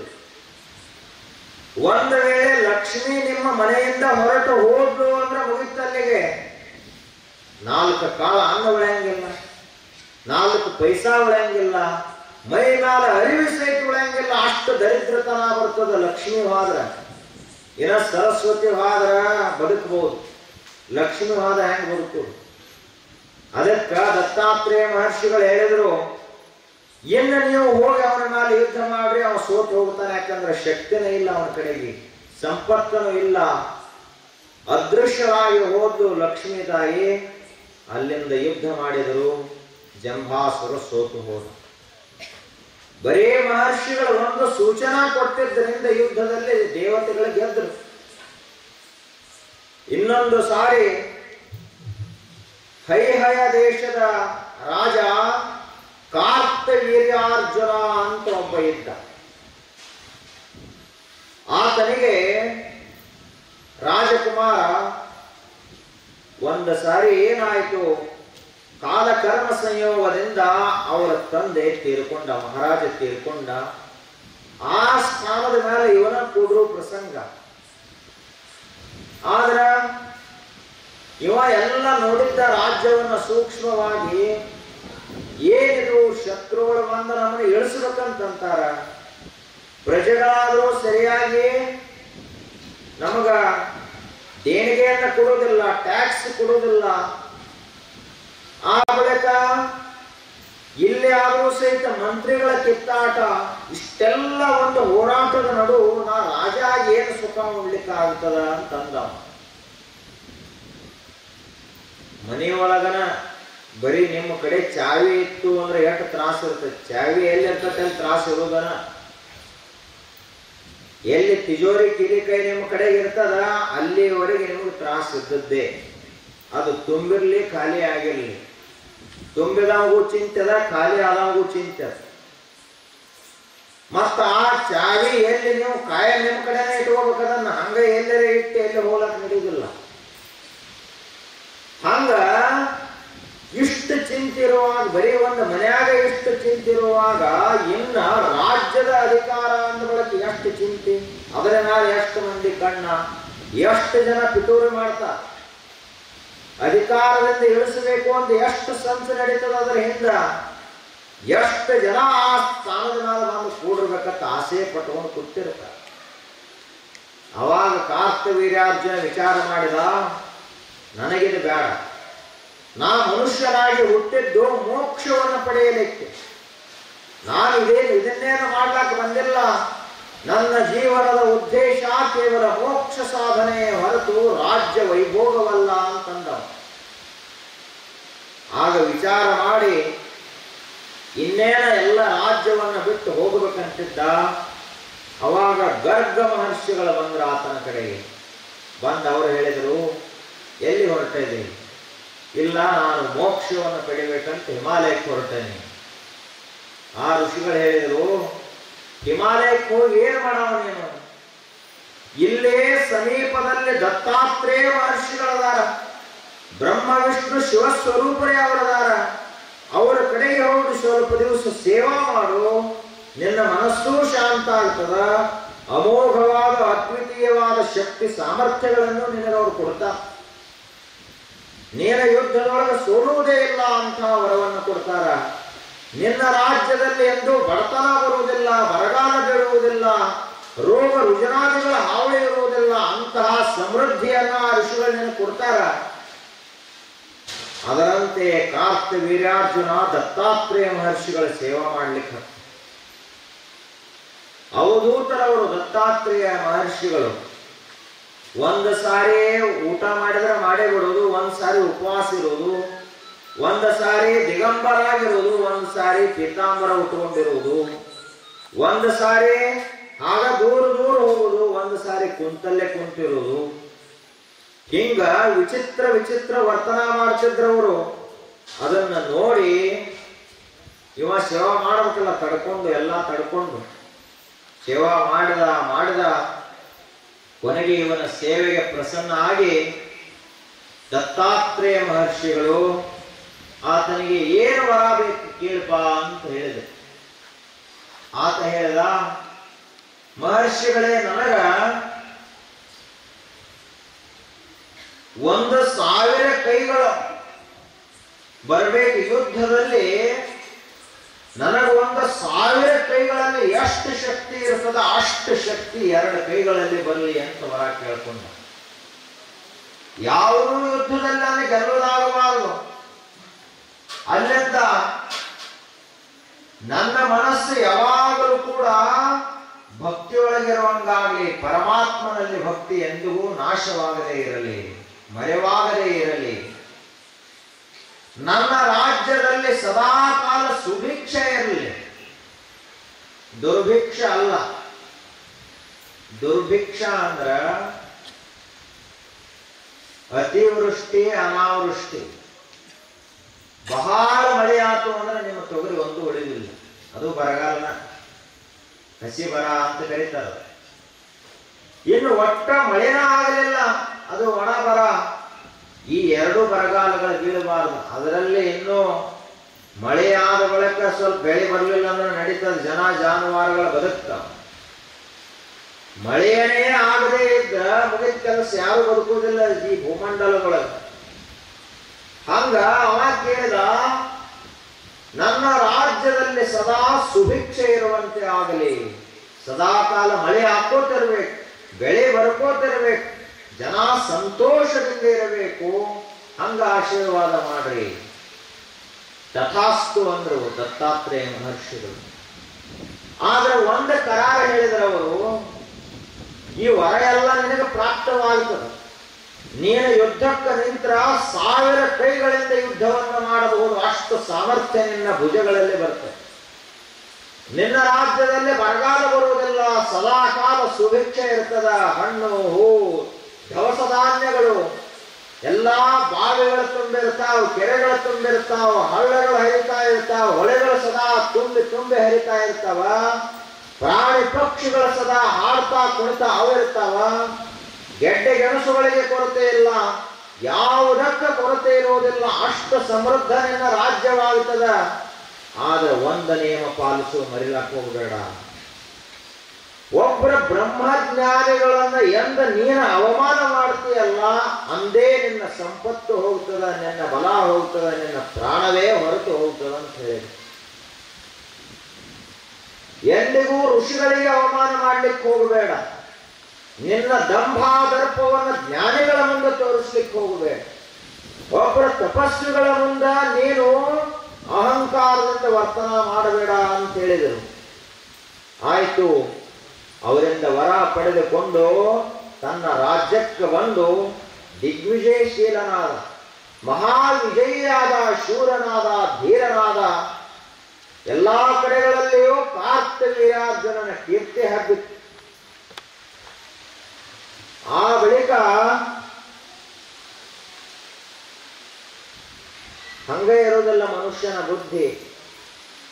ಸಂಪತ್ತು ದೇವರು ಕೊಡ್ತಾನ, ಆದ್ರೆ ಅದನ್ನು ಇಟ್ಟುಕೊಳ್ಳೋ ಸಾಮರ್ಥ್ಯ ನಮ್ಮಲ್ಲಿ ಇರಬೇಕಲ್ಲ. ಅಲ್ಲಿಂದ ಏನಾಯ್ತು,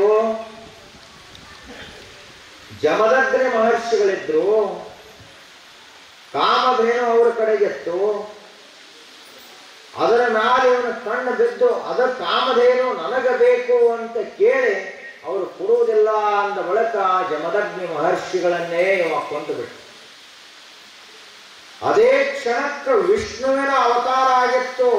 ಜಮದಗ್ನಿ ಮಹರ್ಷಿಗಳ ಪುತ್ರ ರೂಪದಿಂದ ಪರಶುರಾಮ ಅಂತ ಅವರ ಹೆಸರು. ಮಹರ್ಷಿ ಪರಶುರಾಮ.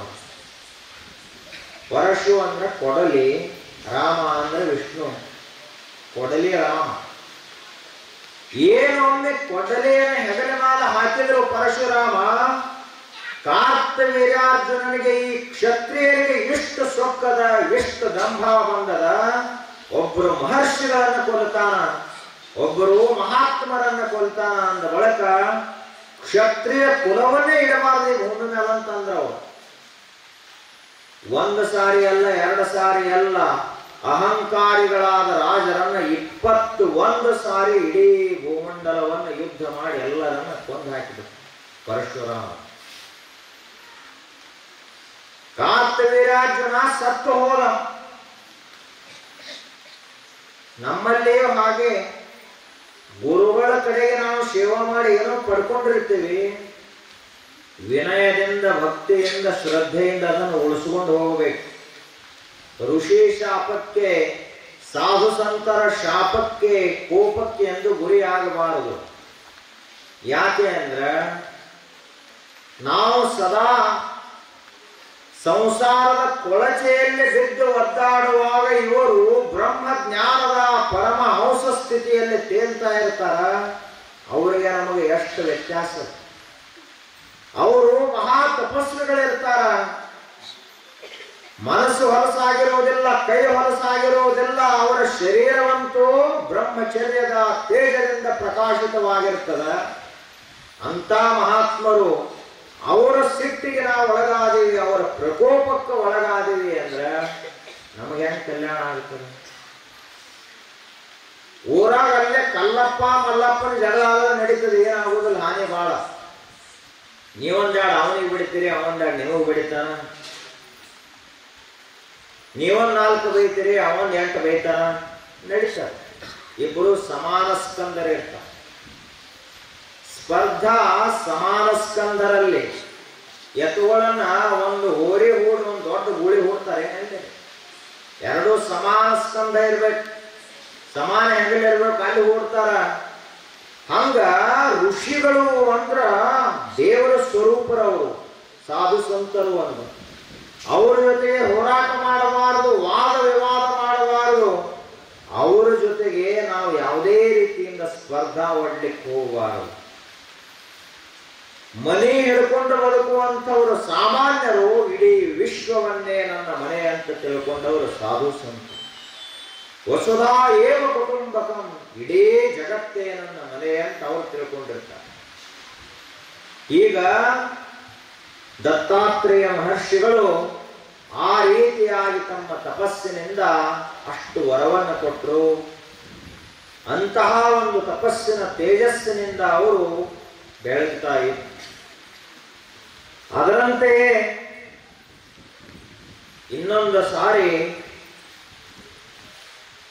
ಮದಾಲಸ ಮತ್ತು ಕೋಲಯಾಶ್ವ ಅನ್ನುವ ಇಬ್ಬರು ಸತಿಪತಿಗಳು ರಾಜರವರು, ಅವರಿಗೆ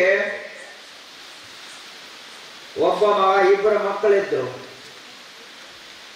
ಒಬ್ಬ ಅಲರ್ಕ ಅನ್ನುವ, ಇನ್ನೊಬ್ಬ ಇದ್ದ ಅವರ ಅಣ್ಣ. ಅವರಿಬ್ಬರು ಹೀಗೆ ಇರ್ಲಿಕ್ಕಾಗಿ ಒಂದು ಸಾರಿ ಅಲರ್ಕ ಆತನ ತಮ್ಮ ಅಣ್ಣ ಏನು ಮಾಡಿದ, ನನ್ನ ರಾಜ್ಯವನ್ನ ಇವ ಕಸ್ಕೊಂಡಾನ. ಅವೇನು ಕಸ್ಕೊಂಡಿರ್ಲಿಲ್ಲ, ಮೋಕ್ಷವನ್ನು ಪಡಿಲಿಕ್ಕೆ ಅವ ಋಷಿಗಳ ಹುಡುಕಾಟದಲ್ಲಿದ್ದ. ಆದ್ರ ಅಪವಾದವನ್ನು ಹೊರಿಸಿ ಕಾಶಿ ಮಹಾರಾಜನ ಕಡೆಗೆ ಹೋಗಿ ಅವನಿಂದ ಇವನನ್ನ ಜಾಗ ಬಿಡಿಸಿ ಕಳಿಸಬೇಕು, ಇವ ಹೊಳ್ಳಿ ರಾಜ್ಯಕ್ಕೆ ಬರಬಾರದು ಅಂತ ಮಾಡಿದ ಅಣ್ಣ. ಆದ್ರೆ ಇವ ಅಲ್ಲಿಯವರೆಗೆ ಅಲರ್ಕ ಹೋಗಿ ದತ್ತಾತ್ರೇಯ ಮಹರ್ಷಿಗಳ ಹತ್ತಿರ ಹೋಗಿ ಸೇವೆ ಮಾಡ್ತಾ ಇದ್ದ. ದತ್ತಾತ್ರೇಯ ಮಹರ್ಷಿಗಳು ಸೇವಾ ಮಾಡಿ ಇವ ಕೇಳಿದ. ಇದು ಬಹಳ ಮಹತ್ವದ, ಲಕ್ಷ ಕೊಟ್ಟು ನೆನಪಿಟ್ಟುಕೋಬೇಕು. ಏನ್ ಕೇಳಿದ ಪ್ರಶ್ನೆ, ಮಹರ್ಷಿಗಳೇ ನನಗ 2 ಮಾತಿನಲ್ಲಿ ಹೇಳ್ರಿ, ಪ್ರಪಂಚದಲ್ಲಿ? ಇದರಿಂದ ದುಃಖ ಮುಕ್ತಿ ಹೆಂಗಾಗ್ತದ? ಪ್ರಪಂಚದಲ್ಲಿ ದುಃಖ ಯಾಕಾಗ್ತದ? ದುಃಖದಿಂದ ಬಿಡುಗಡೆ ಆಗಬೇಕಂದ್ರೆ ಏನು ಮಾಡಬೇಕು? ಋಷಿಗಳು ಹೇಳಿದವರು, ದತ್ತಾತ್ರೇಯ ಮಹರ್ಷಿಗಳು, ನೋಡಪ್ಪ, ಮಮ ಅಂತ ಅನ್ನೋದರಿಂದ ನಿನಗೆ ದುಃಖ ಆಗುತ್ತದೆ. ಇದೆಲ್ಲ ನಾನು ನನ್ನದು ಅಂತ ಅನ್ನೋದರಿಂದ ದುಃಖ ಆಗುತ್ತದ. ನ ಮಮ ಅನ್ನೋ 3 ಅಕ್ಷರ ನೀನು ಸರಿಯಾಗಿ ಜಪ ಮಾಡು, ಅದನ್ನು ಅನುಷ್ಠಾನ ಮಾಡು, ದುಃಖ ಆಗುವುದಿಲ್ಲ. ಅಲ್ಲಿಂದ ಇದನ್ನು ಬಿಡಿಸಿ ಹೇಳ್ರಿ ಗುರುಗಳೇ ಅಂತ ಕೇಳಿದ. ಗುರುಗಳು ಹೇಳಿದರು, ಸರಿಯಾಗಿ ಕೇಳಪ್ಪ, ನಾನು ಅನ್ನುವಂಥದ್ದು ಪ್ರಪಂಚದ ಬೀಜ. ಪ್ರಪಂಚದ ಬೀಜ ಯಾವುದು? ಎದರಿಂದ ಪ್ರಪಂಚ ಇಷ್ಟೆಲ್ಲ ನಮಗೆ ದುಃಖ ಕೊಡ್ತದ ಅಂದ್ರ, ನಾನು ಅನ್ನುವಂಥದ್ದು ನಾವು ಗಟ್ಟಿಯಾಗಿ ಹಿಡ್ಕೊಂಡಿರುವುದರಿಂದ ಈ ಪ್ರಪಂಚ ಎಲ್ಲ ಬಂದು ನಮಗ ಅಂಟಿಕೊಳ್ತದೆ. ನಾನು ಅನ್ನೋದೇ ಪ್ರಪಂಚದ ಬೀಜ, ನನ್ನದು ಅನ್ನುವಂಥದ್ದೇ ಪ್ರಪಂಚದಲ್ಲಿ ಆಳವಾಗಿ ಬಿಟ್ಟಂತಹ ಬೇರುಗಳು. ಈ ಪ್ರಪಂಚದ ಬೇರುಗಳು ಎಲ್ಲಿ ಬಿಟ್ಟಾವಂದ್ರ ಅವಿದ್ಯಾ ಅಜ್ಞಾನ ಅನ್ನುವಂತಹ ಕೆಸರಿನೊಳಗ ಈ ಪ್ರಪಂಚದ ಬೇರುಗಳು ಬಿಟ್ಟಾವ. ಆ ಬಳಿಕ ಮನೆ, ಹೊಲ ಇದೇನದಲ್ಲ, ದನ ಕರ ವಸ್ತ್ರ ವಾಹನ ಏನದಲ್ಲ, ಇದುವೇ ಈ ವೃಕ್ಷದ ಒಂದು ಕೊಂಬೆ. ಇದುವೇ ಈ ವೃಕ್ಷದ ರೆಂಬೆ ಕೊಂಬೆಗಳು. ಆ ಬಳಿಕ ಸತಿ ಪುತ್ರಾದಿಗಳು, ಸತಿ ಪತಿ ಪುತ್ರ ಬಂಧು ಬಾಂಧವರೇನದರ ಇವರೇ ಚಿಗುರು ಬಿಡುವಂತಹ ಎಲೆಗಳಿದ್ದಂಗೆ. ಧನ ಧಾನ್ಯ ವಸ್ತ್ರವಾಹನಾದಿಗಳೇನದಾವಲ್ಲ ಇವೇ ದೊಡ್ಡ ದೊಡ್ಡ ಎಲೆ ಆದಂಗೆ. ಮತ್ತೆ ಆ ಬಳಿಕ ಪಾಪ ಪುಣ್ಯಗಳನ್ನುವಂಥವೇ ಈ ವೃಕ್ಷದ ಪುಷ್ಪಗಳು, ಹೂವುಗಳು. ಸುಖ ದುಃಖವೆನ್ನುವಂತಹ ಹಣ್ಣುಗಳಾಗುತ್ತವ ಈ ಪ್ರಪಂಚ ವೃಕ್ಷದೊಳಗ. 1 ಕ್ಷಣ ಸುಖ, 10 ಕ್ಷಣ ದುಃಖ. ಈಗ ಇದು ಪ್ರಪಂಚ ವೃಕ್ಷ ಈ ರೀತಿಯಾಗದ. ಈ ವೃಕ್ಷ ಎಲ್ಲಿಯವರೆಗೆ ಇರ್ತದ ಅಲ್ಲಿಯವರೆಗೆ ನಿನಗೆ ಮೋಕ್ಷ ಇಲ್ಲ. ಸದಾ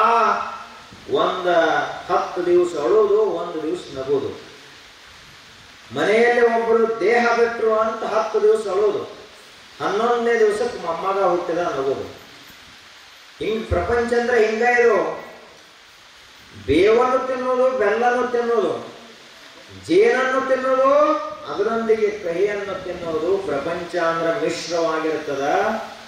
ಹಾಗಾದ್ರೆ ಏನು ಮಾಡಬೇಕು? ಇದು ಪ್ರಪಂಚ ವೃಕ್ಷ ಹೋಗಬೇಕಾದ್ರೆ ಏನು ಮಾಡಬೇಕು? ನನ್ನದಲ್ಲ ಅಂತನ್ನು. ಈ ಶರೀರ ನನ್ನದಲ್ಲ, ಈ ಮನೆ ನಂದೇನದು. ಯಾವ ಮಗು ಇಲ್ಲಿಯವರೆಗೆ ಜಗತ್ತಿನಲ್ಲಿ ಮುಟ್ಟಿಗೆಯೊಳಗೆ ಒಂದು ಮುಷ್ಟಿಯಷ್ಟು ಮಣ್ಣು ತಂದಿಲ್ಲ, ಹೋಗುವಾಗ ಯಾವ ಅಜ್ಜನೂ ಒಯ್ಯುವುದಿಲ್ಲ ಒಂದು ಮುಟ್ಟಿಗೆಯಷ್ಟು ಮಣ್ಣು. ಬರುವಾಗ ಯಾವ ಮಗು 1 ಪೈಸಾ ರೊಕ್ಕ ತಂದಿಲ್ಲ, 1 ಗುಂಜಿ ಬಂಗಾರ ತಂದಿಲ್ಲ, ಹೋಗುವಾಗ ಯಾವನೂ 1 ಗುಂಜಿಯಷ್ಟು ಒಯ್ಯುವುದಿಲ್ಲ. ಅಂದ ಬಳಿಕ ಯಾಕಪ್ಪ?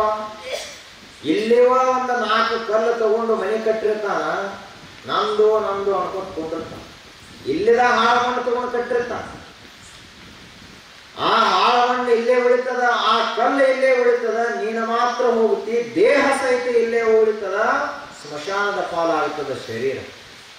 ಇಲ್ರಿ, ಹಾಲ ತುಪ್ಪ ಉಣಿಸಿ ಬೆಳೆಸೇನಿ ಶರೀರ ಹೋಯ್ತನು ಅಂದ್ರೆ ಯಮಧರ್ಮ ಹೇಳ್ತಾನ, ನೀ ಹಾಲರೆ ಉಣಿಸು, ತುಪ್ಪದಾಗರೆ ಉಣಿಸು, ಏನು ಮಾಡೋದು ನಮಗದು ಭೂಮಿಯ ವಸ್ತು, ಅದು ಇಲ್ಲೇ ಬಿಟ್ಟು ನಾವು ಹೋಗ್ತೀವಿ ಅಂತ. ಹಂಗ ನಿನ್ನ ಒಬ್ಬನೇ ಕರ್ಕೊಂಡು ಹೋಗ್ತಾನೆ ದೇವ್ರು.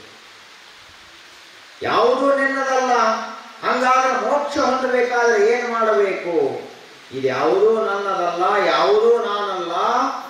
ವಿದ್ಯಾ ಅನ್ನುವಂಥ ಕೊಡಲೆಯಿಂದ, ಜ್ಞಾನ ವಿವೇಕ ಅನ್ನುವ ಕೊಡಲೆಯಿಂದ, ಸತ್ಯ ಎನ್ನುವ ಕೊಡಲೆಯಿಂದ ಈ ಸಂಸಾರ ವೃಕ್ಷವನ್ನು ಕಡದು ಹಾಕು, ಅಂದೇ ನಿನಗೆ ಮೋಕ್ಷವಾಗ್ತದಂತ ದತ್ತಾತ್ರೇಯ ಮಹರ್ಷಿಗಳು ಹೇಳಿದರು.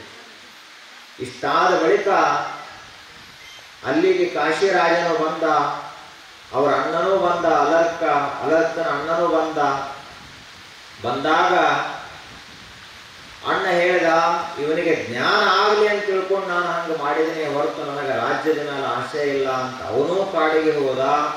ಇವನು ತನ್ನ ಮಗನ ಪಟ್ಟಾಭಿಷೇಕ ಮಾಡಿ ಅಲರ್ಕ ಮಹಾರಾಜನ ಕಾಡಿಗೆ ಹೋದ. ದತ್ತಾತ್ರೇಯ ಮಹರ್ಷಿಗಳ ಕೃಪೆಯಿಂದ ಅವರು ಬ್ರಹ್ಮಜ್ಞಾನಿಗಳಾದರು. ಹೀಗೆ ಅವಧೂತರಾಗಿ ದಿಗಂಬರರಾಗಿ 24 ಗುರುಗಳವರಿಗೆ ದತ್ತಾತ್ರೇಯ ಮಹರ್ಷಿಗಳಿಗೆ. ಗಾಳಿನೂ ಒಂದು ಗುರು ಅಂತ ಸ್ವೀಕಾರ ಮಾಡಿದರು. ನಮಗೆ ಗುರುಗಳು ಒಂದು ದೀಕ್ಷಾ ಕೊಟ್ಟು ತಲೆ ಮೇಲೆ ಕೈ ಇಟ್ಟವ್ರಿಗೆ ಅಟ್ಟೆ ನಾವು ಗುರುಗಳನ್ನವರು. ಹಂಗಲ್ಲ, ಗಾಳಿ ಗುರು, ಬೆಂಕಿ ಗುರು, ಸೂರ್ಯ ಒಬ್ಬ ಗುರು, ತಿರುಗುವಂತಹ ಪೃಥ್ವಿ ಗುರು, ನಾಯಿ ಅದು ಒಂದು ಗುರು ಆಗ್ತದ, ನವಿಲ ಒಂದು ಗುರು. ಹಿಂಗ ಮತ್ತ ಅಷ್ಟೇ ಅಲ್ಲದೆ ಹೆಣ್ಮಕ್ಕಳ ಕೈಯೊಳಗಿರುವಂತಹ ಬಳೆ ಅದು ಗುರು ಆಯ್ತು ಅವರಿಗೆ. ಹೆಂಗ 2 ಬಳೆಗಳು 4 ಬಳೆಗಳು ಇದ್ದು ಅಂದ್ರೆ ಬಹಳ ಸಫಲ ಮಾಡ್ತಾವ. ಸಫಲ ಅಂದ್ರೆ ಏನು, ಮನೆಯೊಳಗೆ ಅವರು ಇವರು ಮಕ್ಕಳು ಮರಿ ಗಂಡ ಹೆಂಡತಿ ಎಲ್ಲ ಇದ್ರು ಅಂದ್ರೆ ಬಹಳ ಸಫಲ, ಗದ್ದಲ ಜಗಳ ನಡೀತದೆ. ಎಲ್ಲ ಬಳಿ ಹೋಗಿ ಒಂದೇ ಬಳಿ ಹೋಯ್ತು ಅಂದ್ರೆ ಅದೇಂದ್ರೆ ಶಬ್ದ ಮಾಡ್ತದೇನು ಇಲ್ಲ. ಹಂಗ ನಾನು ಏಕಾಂತದಲ್ಲಿದ್ದಾಗ, ನನ್ನೊಳಗೆ ನಾನಿದ್ದಾಗ ಶಬ್ದ ಇಲ್ಲ, ಗದ್ದಲಿಲ್ಲ, ಧ್ಯಾನ ಸಮಾಧಿ ಅಂತ ತೆರೆದುಕೊಂಡು. ಈಗ ದತ್ತಾತ್ರೇಯ ಮಹರ್ಷಿಗಳು ಅಮೋಘರು, ಅದ್ವಿತೀಯರು, ಬ್ರಹ್ಮ ವಿಷ್ಣು ಸ್ವರೂಪರು. ಅವರ ಕೃಪೆ ನಮ್ಮೆಲ್ಲರ ಮೇಲೆ ಇರಲಿ ಅಂತ ಅವರ ಶ್ರೀಚರಣದಲ್ಲಿ ಪ್ರಾರ್ಥಿಸಿ ಒಂದೆರಡು ನುಡಿಗಳು ಸದ್ಗುರು ಚರಣಕ್ಕೆ ಸಮರ್ಪಿತ.